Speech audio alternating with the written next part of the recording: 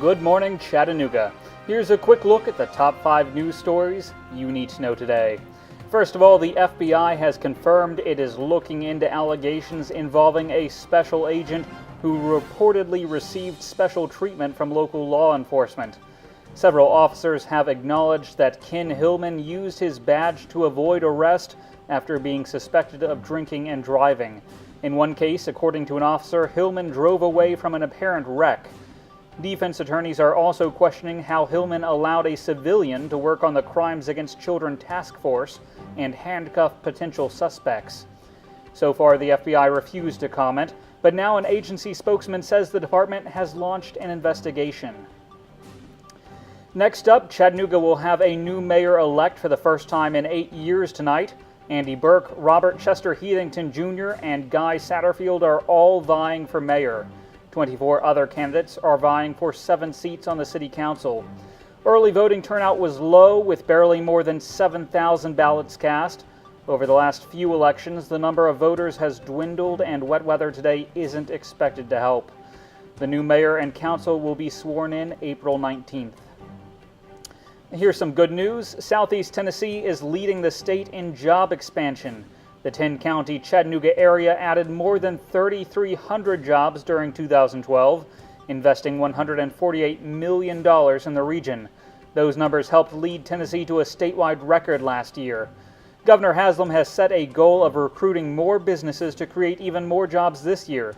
But the state's chief economic recruiter tells the Times Free Press the economy is facing a difficult year ahead. We've had a great start to the year, and really our expectation is that 2013 is going to be a pretty tough year as far as the economy goes. The economy started slowing down in the last quarter of 2012, and everything that we're hearing in the real economy level, I'll distinguish that from the stock market, is that while growth expectations are positive, they're less positive than they were. Haggerty says Obamacare is discouraging some small businesses from expanding beyond 50 employees if they don't want to provide health care coverage.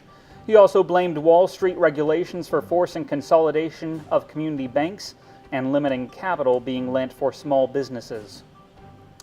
If you subscribe to cable or internet service, you might want to listen up. Your bill could rise more than $13 a year. If approved, a new law would make Tennessee the most expensive state for private companies to hang wires on public utility poles, 4 times more costly than the national average. The bill's backers say the new fees would force cable companies to pay their fair share of infrastructure expenses. But cable officials say the increased costs will just be passed along to customers.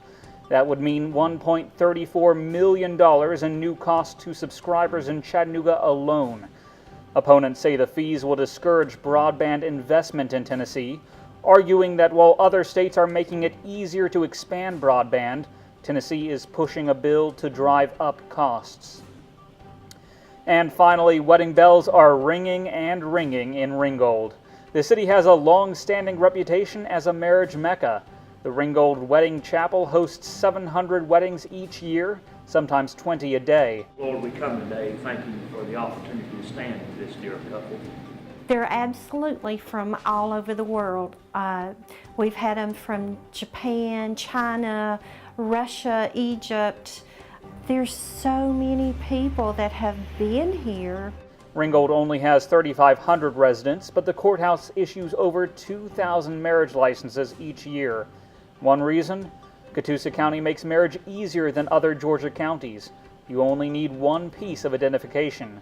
And judges are willing to marry couples on the spot. Straight across the street is Catoosa County Courthouse. You go in there, there's $65 cash, and you purchase your marriage license and walk directly across the street. Our front doors face each other. And expect rainy weather throughout most of today, with thunderstorms possible after 1 p.m. The high will be near 61. We may see snow showers late tonight, but no accumulation is expected. The low will be 32 degrees. I'm Harrison Keeley. For more on these stories and updates throughout the day, follow us on Facebook and visit timesfreepress.com.